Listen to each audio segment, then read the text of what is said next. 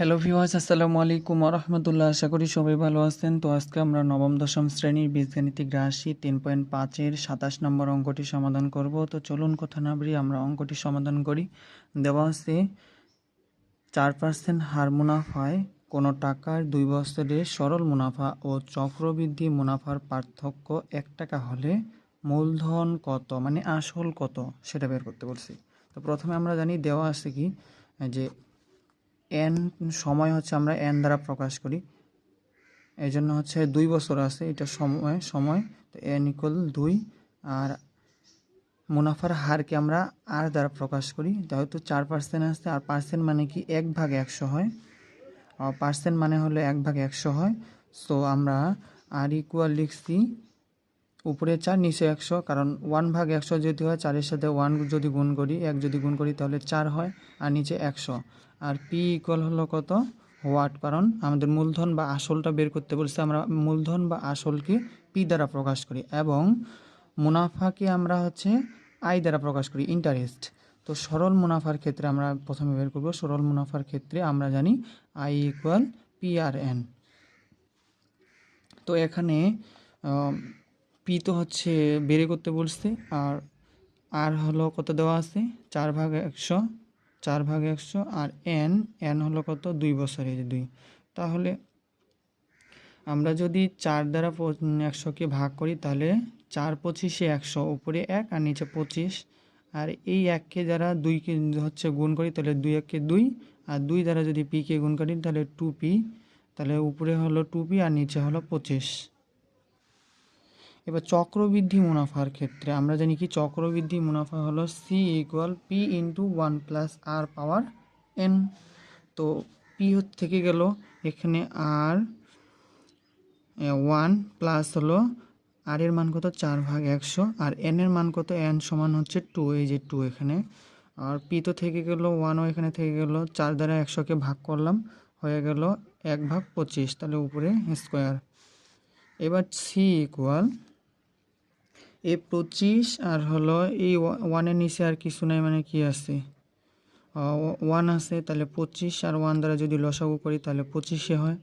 এবারে এই 25 আর 1 দ্বারা যদি ভাগ করি তাহলে 25, এই 25 দ্বারা যদি 1কে গুণ করি তাহলে 25, এই মাঝখানে প্লাস, এই 25 দ্বারা এই 25কে যদি ভাগ করি তাহলে 1-1-এর সাথে যদি 1 গুণ করি তাহলে 1, আর এই যে 2, এই যে 2 ইকুয়াল হলো 25 আর 1 যোগ করলে 26, নিচে হলো 25, 26 25, আর এই যে পি, এখানে পি, আর এই 2 থেকে গেল। এখন এই 26-এর উপরে স্কোয়ার আছে, 25-এর উপরেও স্কোয়ার আছে, তো 26-এর উপরে স্কোয়ার দিলে 676, আর এই পি হচ্ছে এই যে পি, 25-এর উপর স্কোয়ার দিলে 625। অতএব চক্রবৃদ্ধি মুনাফার সমান কত, এই যে 676 পি ভাগ হলো 625। আর এখানে আমরা আসলটা হলো বিয়োগ করে দিব। তো আসল থেকে যদি আমরা হচ্ছে চক্রবৃদ্ধি মুনাফা এখানে বের করে দিই, মাইনাস করে দিই, তাহলে এই 625 আর এই পি এর নিচে কিছু নেই, মানে কি 1 আসছে, তাহলে 625 আর 1 যদি লসাগু করি তাহলে 625। এই 625 দ্বারা প্রথমে 625কে ভাগ করব, ভাগ করলে 1-1-এর সাথে 676 যদি 676 পি যদি গুণ করি তাহলে 676 পি, আর এই মাঝখানে মাইনাস। এবারে এই পি এর নিচে কিছু নেই, মানে কি 1 আসছে, তাহলে 1 আর 676 যদি ভাগ করি তাহলে 625, এই 625-এর সাথে যদি পি গুণ করি তাহলে 625। এবার এই 676 থেকে 676 পি থেকে 625 যদি মাইনাস করে দিই তাহলে 51 পি, আর নিচে হলো 625। প্রশ্ন অনুসারে এখন লিখব যে 51 পি ভাগ হলো কত 625, মাইনাস হলো এই যে এখানে আমাদের যে 2p ছিল, এই যে 2p, নিচে হলো 25, সরল মুনাফার ক্ষেত্রে 2p ভাগ 25, আর এটা হলো চক্রবৃদ্ধি মুনাফার ক্ষেত্রে 51 পি ভাগ হলো 625, তাহলে এটা বিয়োগ করে দিব, উপরে 51 পি, নিচে হলো 625, মাইনাস হলো 2p ভাগ 25 ইকুয়াল কত আমাদের ছিল, পার্থক্য কত ছিল, এই যে মুনাফা ও চক্রবৃদ্ধি মুনাফার পার্থক্য হলো 1। তাহলে এই মুনাফা আমরা হচ্ছে সরল মুনাফার ক্ষেত্রে বের করছি হচ্ছে কত 2p ভাগ 25, আর চক্রবৃদ্ধি মুনাফা বের করছি আমরা পি ভাগ হলো 625। তাহলে পার্থক্য যেহেতু বলছে, পার্থক্য মানে কি মাইনাস বিয়োগ, ওইটার পার্থক্য কত 1। তাহলে 51p নিচে হলো 625 মাইনাস হলো 2p নিচে হলো 25 সমান সমান কত 1। তাহলে 625 আর 25 যদি লসাগু করি তাহলে 625। এই 625 দ্বারা 625কে প্রথমে ভাগ করব, তাহলে ভাগফল আসলো 1। 1-এর সাথে যদি 51p গুণ করি তাহলে 51p, এই মাইনাস এই 25 দ্বারা যদি 625কে ভাগ করি তাহলে কত 25। 25 দ্বারা এবার 2pকে গুণ করি তাহলে 50p সমান কত 1।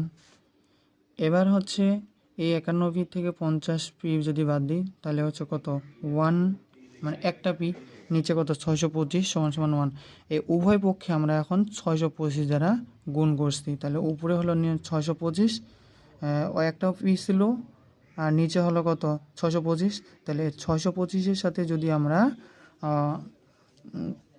625 যদি উভয় পক্ষে গুণ করি, এইদিকেও 625 এইদিকেও 625 যদি গুণ করি তাহলে 625 বাদ যায়, তাহলে হচ্ছে পি থাকে, পি সমান সমান এইদিকে 625।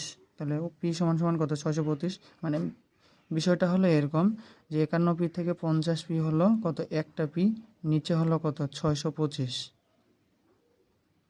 সমান সমান এইদিকে 1, বা এই উভয় পক্ষে আমরা এখন 625 দ্বারা গুণ করব। কেন? কারণ এই 625কে আমাদেরকে তাড়াতে হবে। তাহলে পি এর সাথে যদি 625 গুণ করি তাহলে 625p নিচে হলো 625 সমান সমান এইদিকেও হচ্ছে 625, মানে গুণ করলাম উভয় পক্ষে, এইদিকেও গুণ করলাম এদিকেও গুণ করলাম, তাহলে 625। তাহলে এই 625 কাটা, তাহলে থাকে কি পি, পি সমান সমান কত 625। এই যে পি সমান সমান হলো 625। তাহলে মূলধন আমাদের কত 625। তো এটাই উত্তর। আপনাদের যদি ভিডিওটি ভালো লেগে থাকে তাহলে সবাই লাইক কমেন্ট শেয়ার করবেন। সবাই ভালো থাকবেন, সুস্থ থাকবেন। আল্লাহ হাফেজ।